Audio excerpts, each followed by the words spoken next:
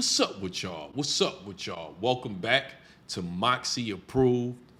Christopher Columbus. I'm going to say that was the first historical figure that once we found out that was a lie, I was taught about Christopher Columbus in grade school. And once we all discovered that that was a lie, I'm going to say that was the moment that it hit me that, man, this country is willing to teach you and feed you lies, even from a child on up. They're willing to feed you lies.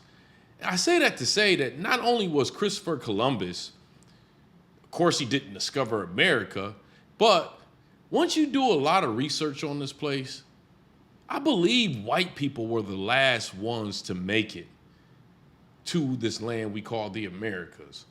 I'm about to play this video for you right now that pretty much shows that there was a group of people here that was building irrigation systems that pretty much portrayed the Hebrew heritage. Now, before we get to this video, please do me a small favor and hit that like button. And if you haven't yet, apply pressure to that subscribe button. Apply pressure to that subscribe button.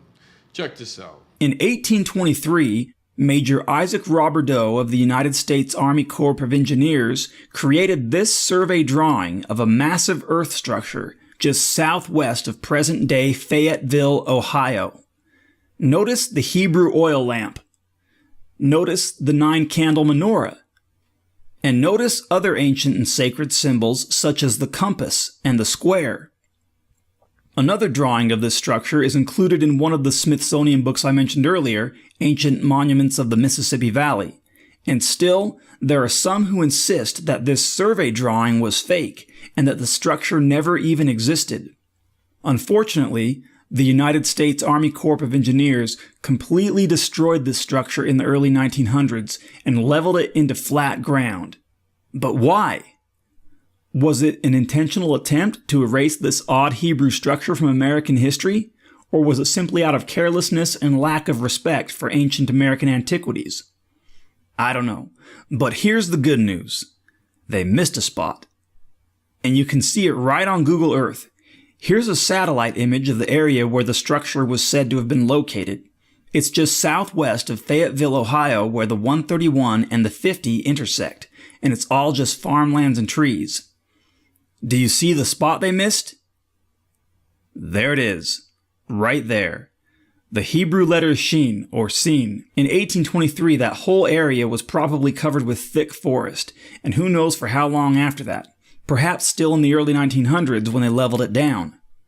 So what we're looking at here are massive ditches that include the Hebrew letter Shin, or Sin.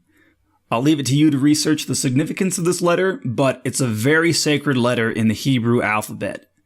I snapped this screenshot on Google Earth in the fall of 2015, and yes, I didn't even notice the letter in over the year's time that I had it. But as you can see, the letter shows up very nicely because the crop fields surrounding it have been harvested.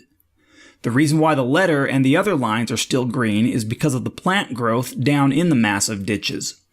But even if you look at it on Google Earth at a time when the fields are green with crops, you can still see the letter. So go check it out.